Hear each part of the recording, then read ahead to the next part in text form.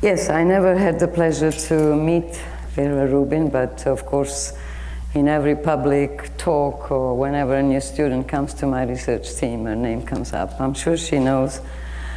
And this is my favorite picture of her because, well, it's beautiful and I'm doing nothing.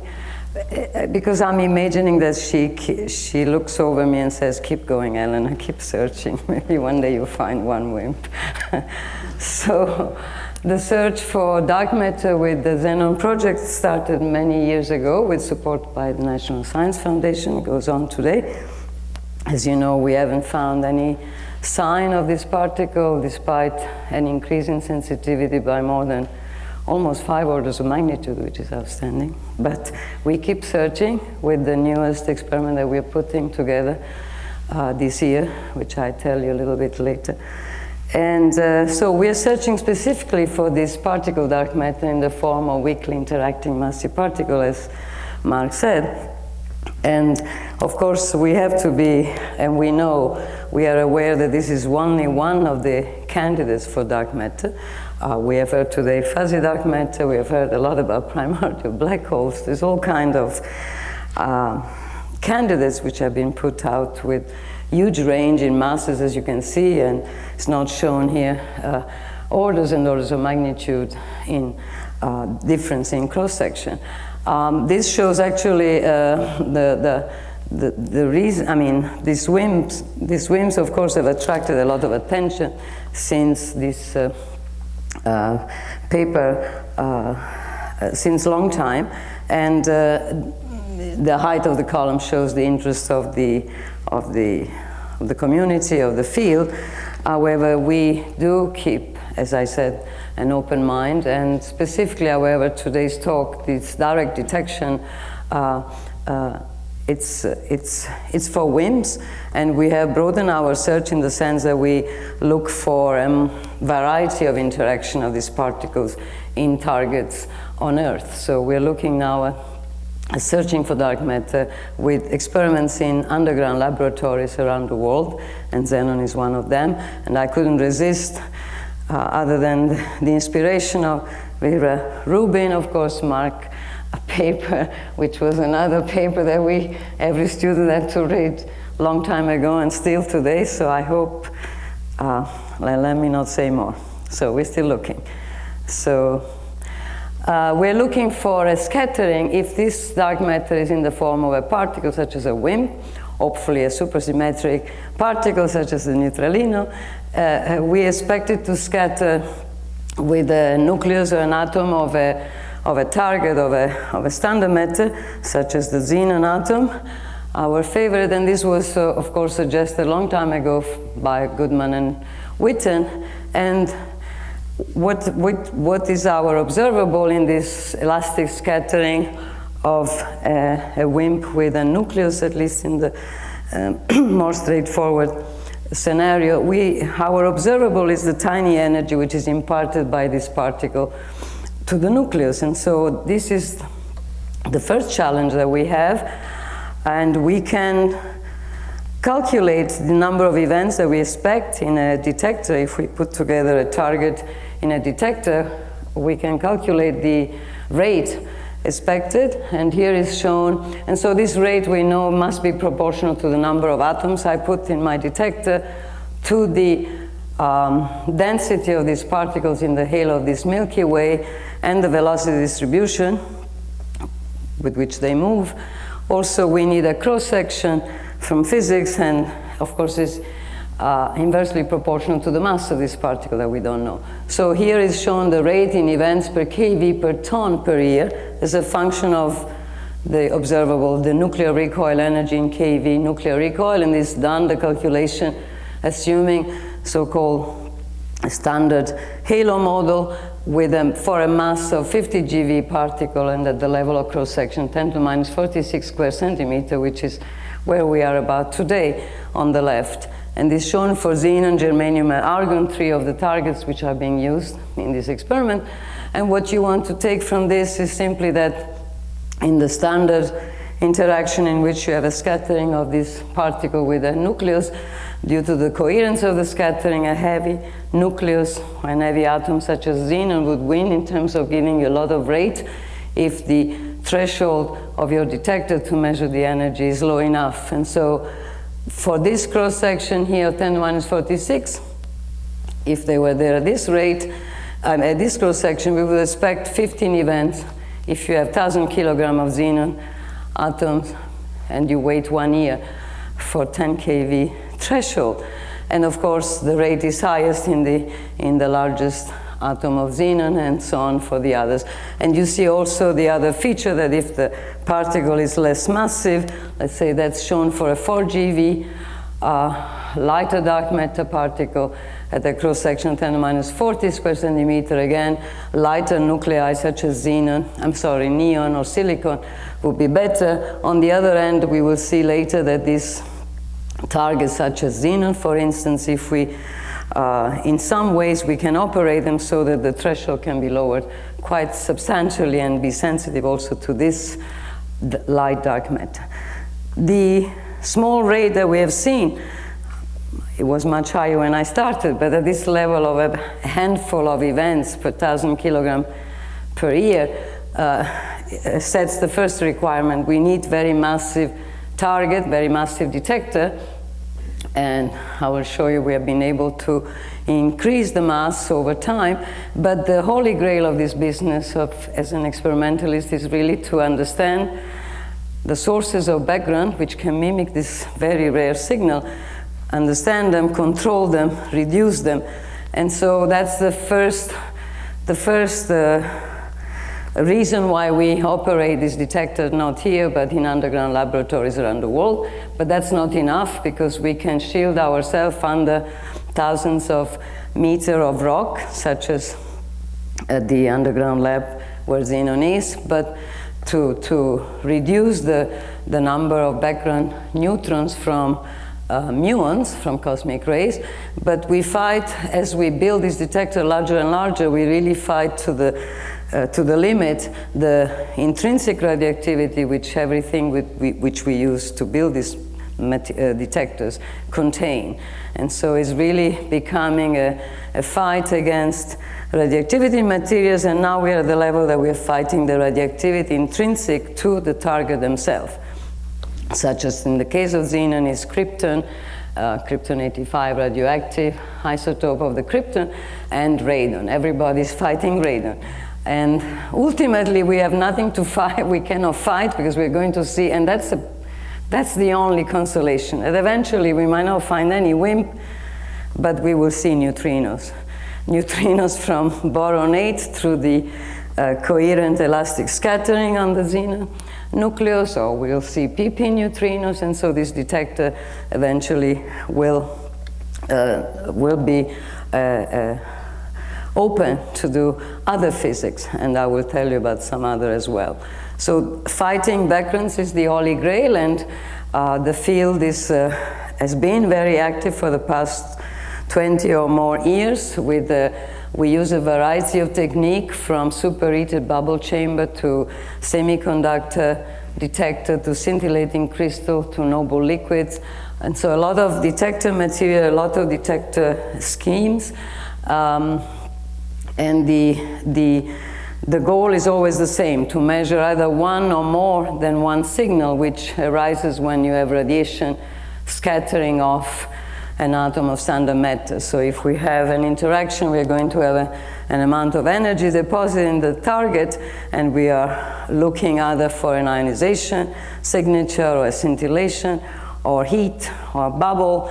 And so these are the large numbers of experiments which have been dedicated, which are still taking data in preparation for direct detection of these particles in different places in the world, and I will skip that. The progress has been extremely rapid, and is a very competitive field. Here we are showing the cross-section in square centimeter for spin interaction coupling of WIMPs to matter as a function of time. So you can see we have improved it by more than 5 orders of magnitude from the beginning of these smaller germanium detectors that started before. This is the first xenon experiment that we started in 2005, and so we have gone from 10 to the minus 41 or something to 10 to the minus 47, almost, or 46 for sure today.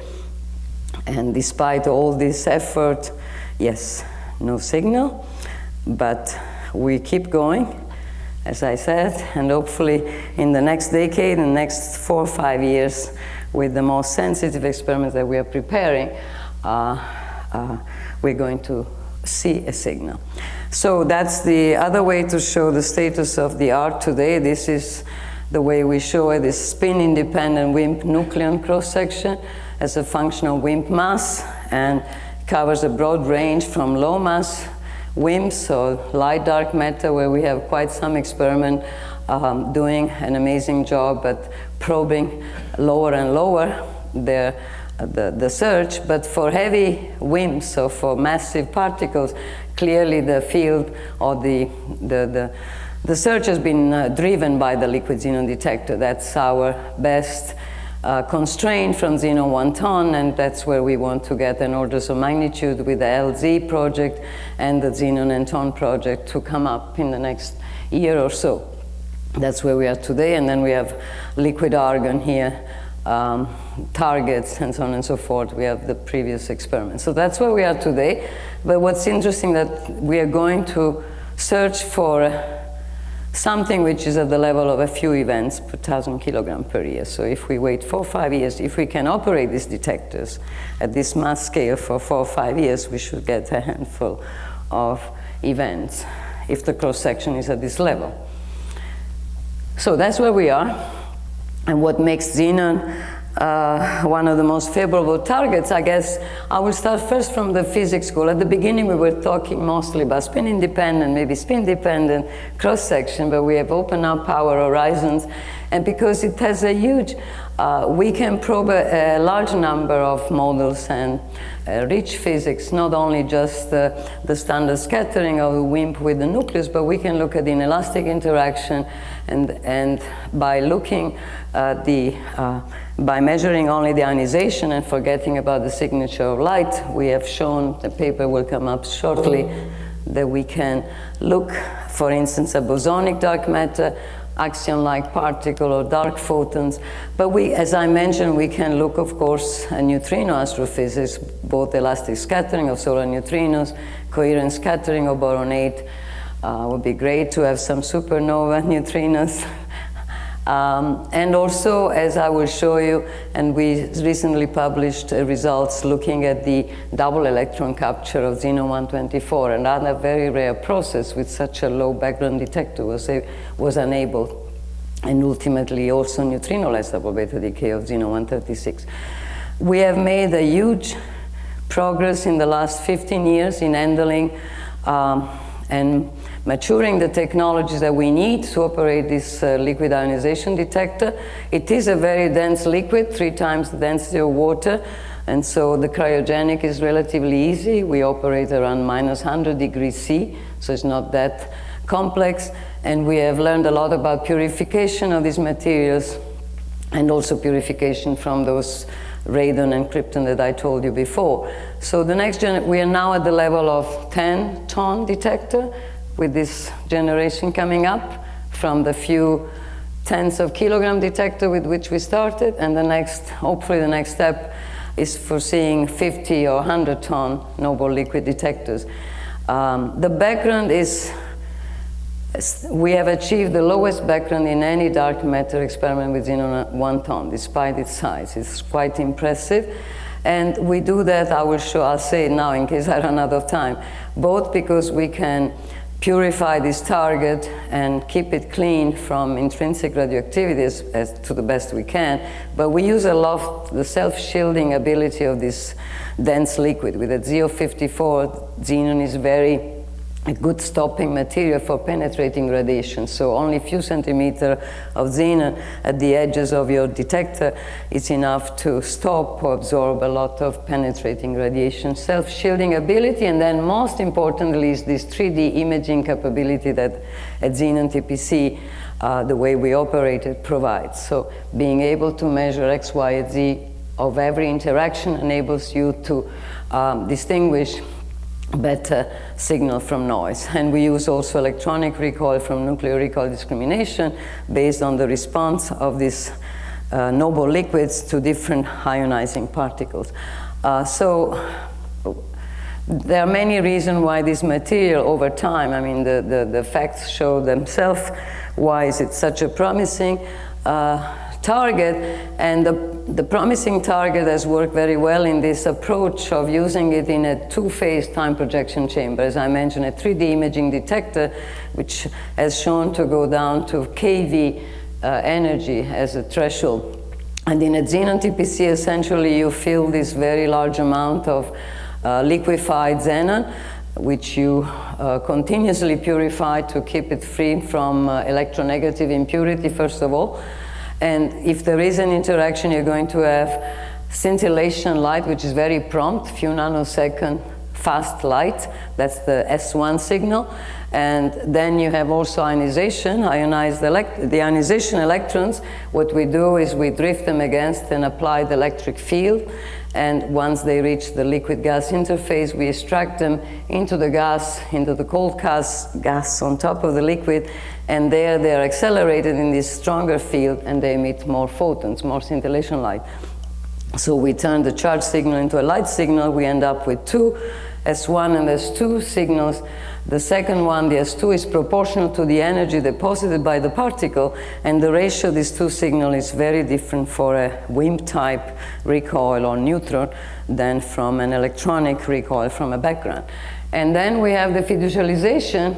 We have the 3D imaging because we get the drift time. From the drift time, we get the Z information, the vertical coordinate, and we get the X and Y coordinates of an event from the pattern of light on the top sensors, array of sensors. We use photomultipliers. A lot of work has gone into developing low radioactivity IQE photomultiplier tube to work at this temperature, -100°C. A lot to say. I could talk forever about this detector, but this is the impressive evolution of this type of detector over time.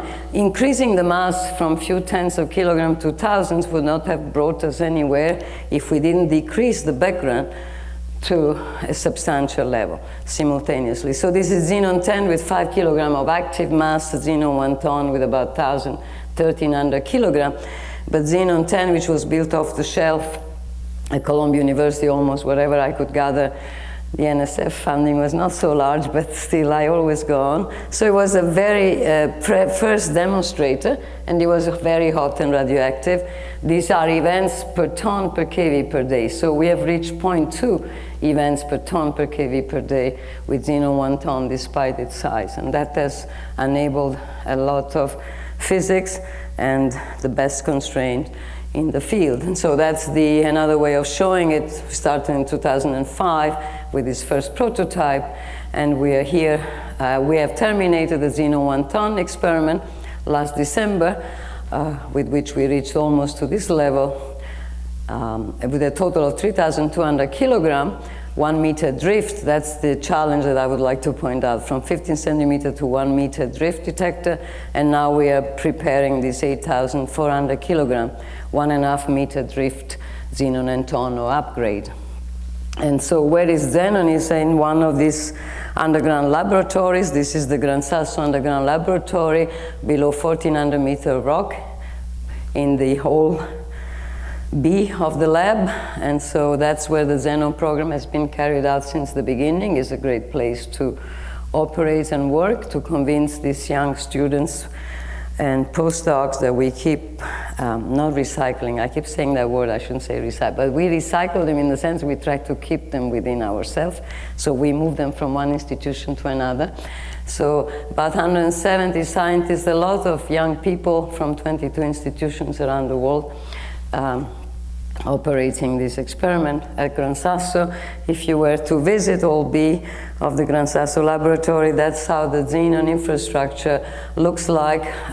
What you see is a large tank, stainless steel, a steel tank, about 10 meters in diameter, 10 meters tall, at the center of which you don't see it, but you can imagine there is the detector, the liquid xenon TPC, which is, of course, serviced by a lot of dedicated custom-made structure systems, from the cryogenic system on the top floor to the DAQ and to the storage and krypton purification column on the bottom floor. So about 10-meter tall service building with this, yes, transparent wall that I insisted to have for a few extra €1,000 because it's beautiful to see all these structures that we have built for this experiment. And so that's these experiments. Of course, water is the most effective and cheap way of shielding. Despite the fact that we are under the mountains, we have to do something more, and it's never enough.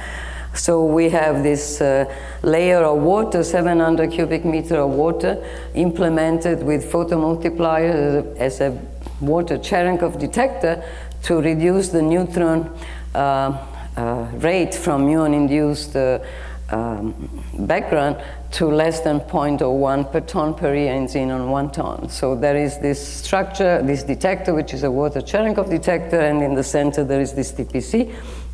I mentioned already the 1 meter drift and the arrays of photomultipliers that we have equipped the detector with. You see a lot of white stuff, which is Teflon or as an insulator, but also as a VUV reflector. The light from these noble liquids for xenon is 175 nanometer. For argon is 128 nanometers. So you cannot use standard photomultiplier for this detection of this scintillation from this noble liquid. So we have developed special, these are 3-inch phototube from Hamamatsu, which are some of the lowest radioactivity tube that you can find. And this is the typical signal, but just to remember that you're looking for 4 photoelectron signal. And after the amplification in the gas phase, we're still looking at a few hundred photoelectron for a charge signal. These are very tiny signal, typical of a WIMP, a nuclear recoil event. That's what we're looking for. I'm probably running out of time. So in order to fill xenon 1 ton, for instance, we needed about 6,000 liters of gas of xenon. I could talk forever about sourcing xenon, cleaning it, procuring it. But so we needed to develop specialized plants, as I mentioned, to store this precious gas, which is relatively still one of the best, the largest investment in this experiment, to store it, and also, most importantly, to cool it, to condense it, and keep it cold over time.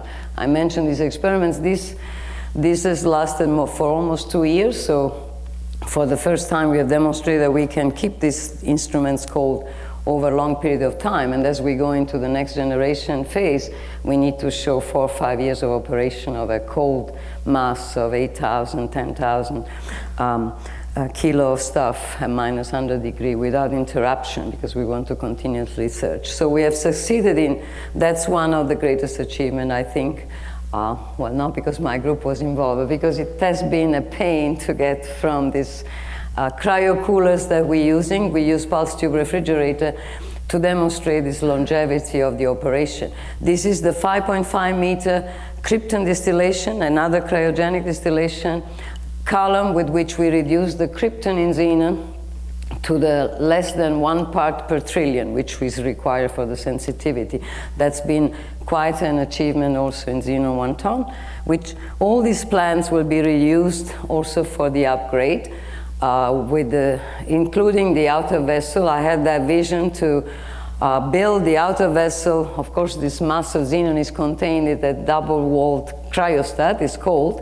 The outer vessel is larger than what you needed for xenon 1 ton, thinking that you can increase the mass of the target by replacing the inner vessel. And so that's what's happening right now. So a lot of this infrastructure which we have tested will be reused. These are just some pictures of how they look like, the 5 meter column, the cryogenic towers, and the special sphere that we developed for containing 10 ton or so xenon. Sorry, I'm going the other way around, sorry. Of course, this is me on top of the sphere and my students at the time of the cryogenic system. A few words, I think I mentioned it already, the greatest accomplishment of this experiment is to show in the low energy region, this is a plot as a function of time, thanks to the stability of these cryogenic plants. This is event rate as a function of time and the stability in the low energy region relevant for WIMP search compared to, let's say, to other experiments such as Panda X, LUX, Xenon 100, and even the Dama Libre annual modulation amplitude rate, the background rate in the Dama. So we have shown to have about 82 plus or minus 5 events per ton per year per keV below this 25 keV region. And this is now dominated by radon daughters. So the next experiment, the greatest challenge is to reduce the radon contamination or the radon background by an order of magnitude, hopefully. And so we have taken data for continuously for more than a year. We accumulated this amount of live days until the from November 2016 until 2018, when there was an earthquake. We stopped and then we continued to take data. But to make the story short, with this with this exposure, and we end up with 1.3 ton fiducial mass, 1 ton year exposure with this data and the mass, the largest for a liquid xenon TPC. The background I mentioned, we blinded the data. We have done quite a few blind analyses. I guess I don't have time to that. I'll show just the main results. A lot more papers are in preparation. These results are published. So of course we have the best constraint both on the spin-independent coupling, where the minimum is at 4.1 times 10 minus 47 square centimeter at 30 GeV. Here is we looked also at the coupling instead of to one nucleon, if there is a virtual pion, so WIMP pion coupling for the first time with Xenon 1 ton data, and this is the exclusion limit with this minimum. We looked, of course, at the coupling of WIMPs to the spin of the nucleons, and Xenon is a great target for that because we have quite some isotopes with spin in Xenon, and this is our best WIMP neutron coupling because we have a lot of isotopes with the rich in neutrons, so we are best at neutron, WIMP neutron coupling, and this is the limit. And so, but I mentioned that we can do a lot more by looking both at electronic recoils or even a combination of electronic and nuclear recoil, looking for Midgall and Bremsstrahlung process or inelastic dark matter, magnetic inelastic dark matter. And so here we have almost completed, but we are putting out the result for dark photon, axion-like particles, super WIMPs, and so on. So these are papers coming up looking at the S2 only. Okay, cut. And so I'll skip this. This is the recent result I mentioned with this measuring that this low background detector was able to measure this rarest event of a double electron capture when you have two protons in this Xenon 124, which is so rare. The half-life is 1.8 times 10 to 22 years. And so these two protons decide to take two electrons, they turn into neutrons with the emission of neutrinos, and so we look for as the electron shell, the closest shells get refilled, we have X-ray, and we measure the X-rays, and we can put, if you like, we measured 4.4 sigma, it's a 4.4 sigma signal for the first time, the longest lifetime measured. And of course, we are looking forward to measure the same process neutrinoless without the neutrino and say something on the neutrino nature. I mentioned the Xenon Anton. It seems that I'm running out of time, so I will just conclude actually here because I told you that we are reusing a lot of the infrastructure. I will be in the same location. And with the Xenon Anton, that's where we aim at getting an order of magnitude in sensitivity, 20 ton years, so waiting 4 or 5 years of data. And I stop here by saying that hopefully in the next 4 or 5 years I can be back somewhere and say that we have found a signal, but we have quite some, of course, activity. We have Xenon and Ton, we have LZ also starting. These are the projection for this very large scale Xenon detector.